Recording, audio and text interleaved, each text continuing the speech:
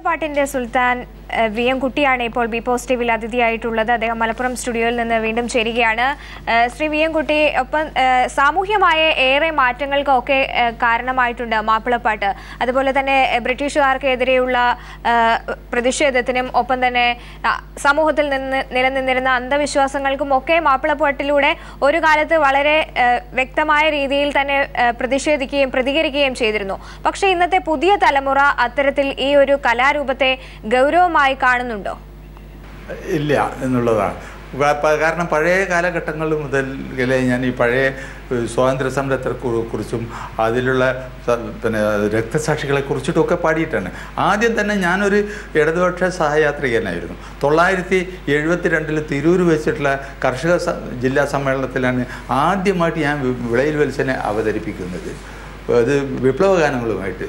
അന്ന് EMS, Nayanar, AKG, Azhikodan Raghavan തുടങ്ങിയിട്ടുള്ള പ്രഗത്ഭരായ ആളുകളുടെ മുന്നിലാണ് ആദ്യമായിട്ട് ഞാൻ വിപ്ലവഗാനം. കാർഷിക സമരമായിരുന്നത്. അത് 921 മാപ്പിളമാർ വെള്ളക്കാരോടേറ്റ് പടവെട്ടിയേ, കൊള്ളയും കൊലയും പലതന്ന് മലനാട്ടിൽ കൊള്ളക്കാരും വെള്ളക്കാരും കാട്ടിയേ. ഈ പാട്ട് അടിസ്ഥാനമാക്കിയിട്ടാണ് പിന്നീട് അന്ന് ബിച്ചു അവയും EMS ഒക്കെ സംസാരിച്ചത്. അങ്ങനെ ഇപ്പോൾ മാപ്പിളപ്പാട്ടുകളിൽ കുറേ നന്മയുണ്ട്, വിപ്ലവ വീര്യമുണ്ട് എന്നുള്ളത് മനസ്സിലാക്കിക്കൊണ്ട് തന്നെ ഞാൻ അത്തരം പാട്ടുകളാണ് പിന്നീട് പല സ്റ്റേജുകളിലും പാടിയിരുന്നത്.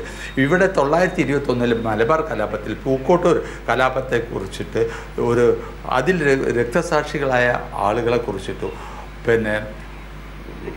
ഒരു ഹിച്ചുക്കൊക്കെ സാഹിബ് എന്ന് പറയുന്നൊരു പോലീസ് ഉദ്യോഗസ്ഥനുണ്ടായിരുന്നു. അദ്ദേഹം ഈ സമരക്കാരെ വളരെയേറെ ദ്രോഹം സഹിക്കാൻ വയ്യാതെ അദ്ദേഹത്തിന് മലപ്പുറത്തെ ആളുകൾ എറിഞ്ഞു കൊന്നു. ഉടനെ തന്നെ ഹിച്ചുക്കൊക്കിൻ്റെ സ്മാരകം പണിതു. മോങ്ങത്ത് വള്ളുവമ്പറത്ത് നിന്ന് മലപ്പുറത്തേക്കും മഞ്ചേരിയിലേക്കും പോകുന്ന ജംഗ്ഷനിൽ ഹിച്ചുക്കൊക്ക് സാഹിബിൻ്റെ സ്മാരകം പണി. അത് പൊളിക്കേണ്ടതാണെന്ന് ആഹ്വാനം ചെയ്തുകൊണ്ട് 1944 സഖാവ് കമ്പളത്ത് പോയി നിന്നാലും ഒരു മാപ്പിളപ്പാട്ട് എഴുതി. ആ പാട്ട് പുറത്തു വന്നതോടുകൂടി ബ്രിട്ടീഷുകാരുടെ കണ്ണ് തുറന്നു. ഇത് പാട്ട് നമ്മുടെ ഭരണത്തിൻ്റെ തായ്വേരിന് കത്തിവെക്കും, അതുകൊണ്ട് ഇത് കണ്ടുകെട്ടിയെന്ന് മാത്രമല്ല, കമ്പളത്ത് പോയി നിന്നാർക്കെതിരെ അറസ്റ്റ് വാറണ്ട് പുറപ്പെടുവിച്ചു. ഈ പാട്ട് ആരും പാടാൻ പാടില്ല എന്ന് പറഞ്ഞു. എങ്കിലും ജനങ്ങളത് പാടി.